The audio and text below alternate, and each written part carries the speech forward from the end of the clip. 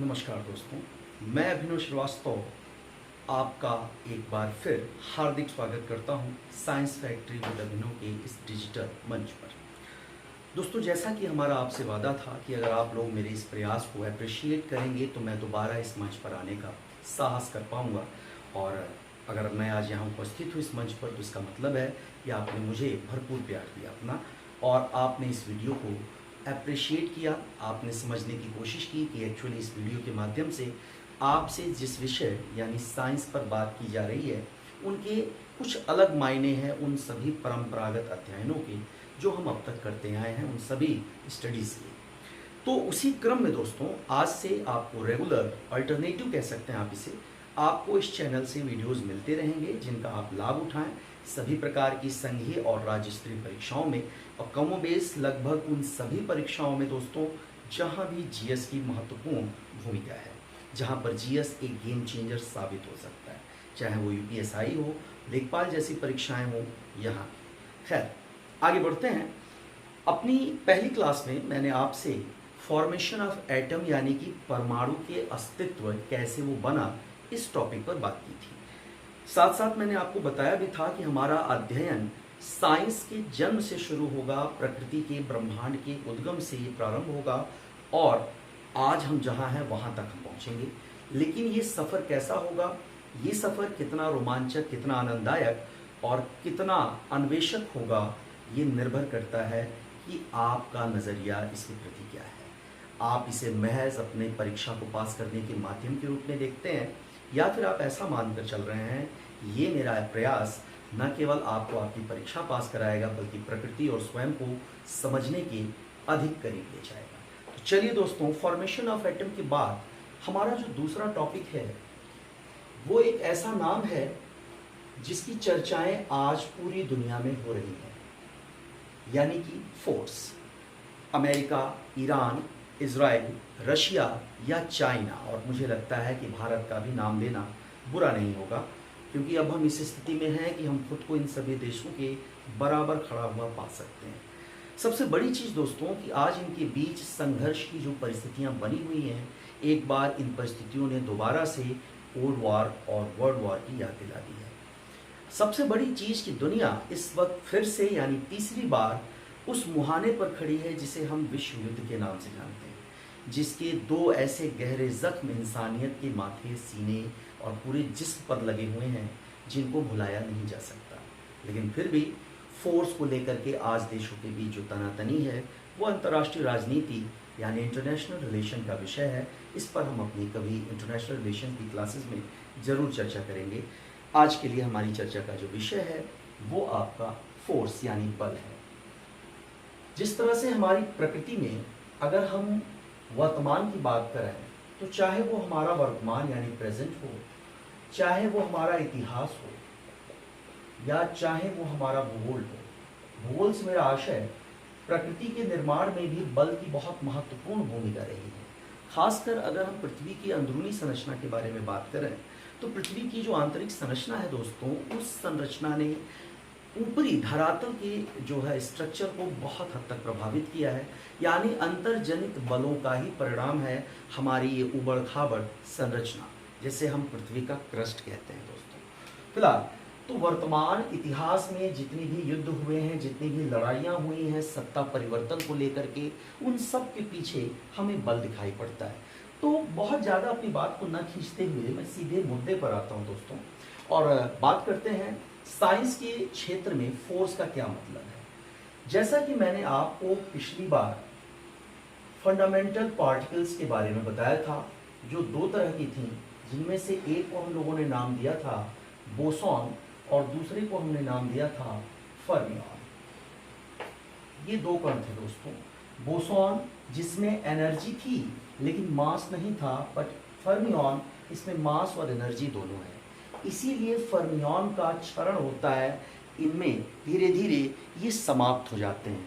But boson एक तरह से कांस्टेंट होता है दोस्तों, ये केवल एनर्जी का फॉर्म बदल सकता है, जैसा कि हम लोगों ने एनर्जी कंजर्वेशन के लॉ में पढ़ा भी है। It means energy can't be create, can't be destroy, it can only change one form to another. आपने पढ़ा होगा ऊर्जा को न तो हम उत्पन्न कर सकते हैं ना ही नष्ट, इसे हम केवल एक रूप से दूसरे रूप में बदल सकते हैं। तो इस बात को न दोहराते हुए ये चीज़ें पिछले वीडियोस में अवेलेबल हैं, तो अगर आप इनके बारे में नहीं जान रहे हैं या कोई आपके मन में इनको लेकर के जिज्ञासा उठ रही है तो आप इनका वहाँ पर समाधान कर सकते हैं। तो मैंने जिन पार्टिकल्स की बात की थी दोस्तों, इन पार्टिकल्स को आपस में जोड़ने के बिना जोड़े हम परमाणु को निर्मित नहीं कर सकते। यानी इन बलों का इन कणों का आपस में एक साथ आना जिन बलों की वजह से हो रहा है, आज हमारी चर्चा का विषय वही बल हैं जिन्हें अगर आप फंडामेंटल फोर्सेस कहकर संबोधित करें तो ये बुरा नहीं होगा। और फंडामेंटल फोर्सेस की बात की जाए दोस्तों, तो हमारी प्रकृति में मूल रूप से हम 4 प्रकार के फंडामेंटल फोर्सेस के बारे में पढ़ते हैं, जिनमें से हमारा पहला जो फोर्स है इसे हम लोग न्यूक्लियर फोर्स के नाम से जानते हैं, यानी नाभिकीय बल। इसे हम लोग यहाँ लिख लेते हैं, नाभिकीय बल। दूसरे वाले को हम लोग कहते हैं दोस्तों इलेक्ट्रोमैग्नेटिक फोर्स, यानी इसे हम कह सकते हैं विद्युत चुंबकीय बल। तीसरे नंबर पर हमारा आता है, इसे हम कहते हैं अपना ग्रेविटेशनल फोर्स, यानी कि गुरुत्वीय बल। और नंबर 4 पर हम पढ़ते हैं एक सामान्य से बल को जिसका नाम है वीक फोर्स। लेकिन इसके नाम पर मत जाइएगा दोस्तों, क्योंकि अपने नाम के सापेक्ष कहीं ज़्यादा शक्तिशाली है। इन 4 मूल बलों को हमें पढ़ना है, इन्हें हमें समझने की ज़रूरत है दोस्तों, क्योंकि बिना इन्हें समझे हम उस प्रकृति और अपने अस्तित्व की जिस कारण की तलाश साइंस के माध्यम से कर रहे हैं, हम उस कारण को नहीं खोज पाएंगे। तो आज हमारी चर्चा का विषय सबसे पहले है दोस्तों न्यूक्लियर साइंस में न्यूक्लियर फोर्स। और न्यूक्लियर साइंस मैंने नाम ले लिया क्योंकि इसका अध्ययन एक तरह से न्यूक्लियर साइंस का अध्ययन कहलाएगा, जिसमें हम परमाणु एवं उसके संरचना से संबंधित मूल कणों के बारे में जानने और पढ़ने का प्रयास करते हैं, वहाँ से चीज़ें सीखते हैं। तो वो एक अलग विज्ञान की शाखा हो जाती है दोस्तों। तो चलिए इस एक बल को ले लेते हैं। न्यूक्लियर फोर्स की बात हम सबसे पहले करेंगे।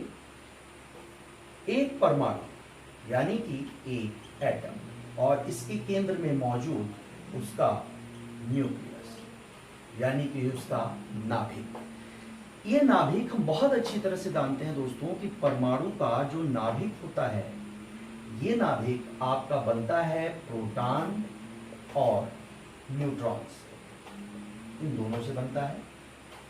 सामान्य तौर पर यहां एक सूत्र बन जाता है दोस्तों, यानी n = p + n। ये एक सामान्य सा सूत्र है। यहां पर आप p की संख्या भी ज्ञात कर सकते हैं और आप चाहें तो n की संख्या भी ज्ञात कर सकते हैं।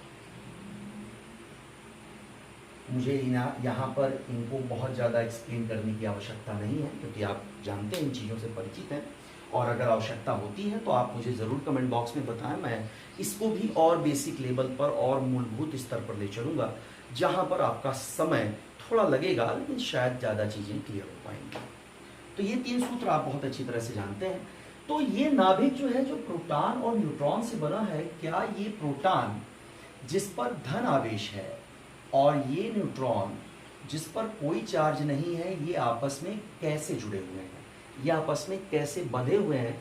और अभी से नहीं बल्कि अनंत काल से, या यूँ कहिए कि जब से, बहुत लंबा अरसा है हमारे लिए, आपके लिए, इसलिए मुझे अनंत ही कह रहे हैं, लेकिन वास्तविकता में 4.6 अरब साल पहले जब पृथ्वी का निर्माण हुआ और 13.7 अरब साल पहले जब आपके ब्रह्मांड का निर्माण हुआ, जिसे आप बिग बैंग यानी महाविस्फोट के नाम से जानते हैं। आप एक पादरी पेशे से थे, एबे जॉर्ज लैमेंटियर, उनके बारे में आप जानते हैं, उन्होंने ही बिग बैंग की संकल्पना को परिभाषित किया, उसके बारे में बताया था। तो यहाँ प्रोटॉन और न्यूट्रॉन जो है आपस में जिस बल के द्वारा बंधे होते हैं दोस्तों, क्योंकि दोनों पर अगर अपोजिट चार्ज होता तो प्लस एंड प्लस की स्थिति में यहाँ पर रिपल्सिव फोर्स काम करता है, यानी कि यहाँ पर जो बल होता है वो 2 अलग दिशाओं में कार्य करता है। तो यहाँ आपका 2 सेम चार्ज नहीं है, 2 अपोजिट चार्ज भी होते तो प्लस और माइनस एक दूसरे को कैंसिल करते हैं, यानी दोनों ही पार्टिकल एक दूसरे को नष्ट कर देते हैं। यहाँ एक चीज़ मैं और आपको बता देना चाहूँगा इलेक्ट्रॉन के बारे में आपने पढ़ा है, जिसकी खोज जो है जे थॉमसन ने की थी, आप इनके बारे में जानते हैं। और इसका एक एंटी पार्टिकल भी होता है दोस्तों, क्योंकि हर चीज का एक एंटी होता है। एंटी से मेरा मतलब, अगर हमारे दोस्त हैं तो हमारे दुश्मन भी हैं, अगर दिन है तो रात है, अच्छाई है बुराई है, खट्टा है तो मीठा है। लगभग हर क्षेत्र में आपको कोई न कोई एंटी जरूर दिखाई देगा। स्वयं हम भी कई बार अपने एंटी होते हैं, अपने विचारों के एंटी होते हैं। तो यहाँ इलेक्ट्रॉन का भी एक एंटी पार्टिकल होता है दोस्तों, जिसे हम कहते हैं पॉजिट्रॉन। और ये जो पॉजिट्रॉन होता है, इसकी खोज एंडरसन महोदय ने की थी, इन्होंने इसकी खोज की थी। तो ये जो पॉजिट्रॉन है, अगर इलेक्ट्रॉन से ये मिल जाए, अगर दोनों कण आपस में टकरा जाएं, तो इससे उत्पन्न होने वाली जो एनर्जी होगी दोस्तों, ये एनर्जी इतनी अधिक होगी जिसकी हम कल्पना भी नहीं कर सकते। यानी इतनी अधिक ऊर्जा जिसे हम न तो स्टोर कर सकते हैं और न उसकी वजह से होने वाले क्षति या नुकसान को हम बर्दाश्त कर पाएंगे, हम उसे अफोर्ड नहीं कर सकते। तो याद रखिएगा दोस्तों, एक पार्टिकल और एंटी पार्टिकल ये दोनों एक दूसरे को नष्ट करते हैं और इससे उत्पन्न होती है बहुत अधिक मात्रा में ऊर्जा, यानी ई। और ई एक बहुत बड़ा फैक्टर है ब्रह्मांड के निर्माण में, उस पर हम लोग फिर कभी जरूर चर्चा करेंगे। तो यहाँ ध्यान देने वाली बात यह है दोस्तों कि जो बातें मैंने यहाँ कही, अब हम इस पर चर्चा कर लें, यानी आपका प्रोटॉन और न्यूट्रॉन आपस में कैसे बंधे हुए हैं। तो ये प्रोटॉन और न्यूट्रॉन जो है दोस्तों, ये आपस में बंधे हैं जिस बल से, उसी बल को हम लोग कहते हैं नाभिकीय बल। इसके बारे में जान लें आप अच्छी तरह से। ये बल जो होता है दोस्तों, केवल 10⁻⁻15 मीटर, यानी इसे आप कहते हैं 1 फर्मी की दूरी, यहीं तक कार्य करता है। यानी इसकी जो रेंज है वो केवल 10⁻15 मीटर की है। लेकिन अगर आप इसकी क्षमता की बात करें, इसकी स्ट्रेंथ की बात करें, तो ये सामान्य गुरुत्वीय बल से, यानी ग्रेविटेशनल फोर्स का 10⁻39 गुना अधिक होता है। यानी इतना अधिक ताकतवर बल, लेकिन बहुत कम दूरी तक प्रभावी। आप इसे ऐसे समझें कि नाभिक के भीतर प्रोटॉन और न्यूट्रॉन को आपस में जो बांधने की आवश्यकता है, वहाँ के लिए ये दूरी पर्याप्त है। इसीलिए ये बल इस रेंज में, यानी पूरे नाभिक के रेडियस में और उसके पूरे क्षेत्र में इतनी मजबूती से कार्य करता है कि ये प्रोटॉन न्यूट्रॉन कोई भी कारण न होने के बावजूद भी एक दूसरे से अलग नहीं हो पाते। तो ये है आपका नाभिकीय बल। दूसरी बात इसके बारे में जान लें, इसका एक आपने पढ़ा होगा दोस्तों, पदार्थ के बारे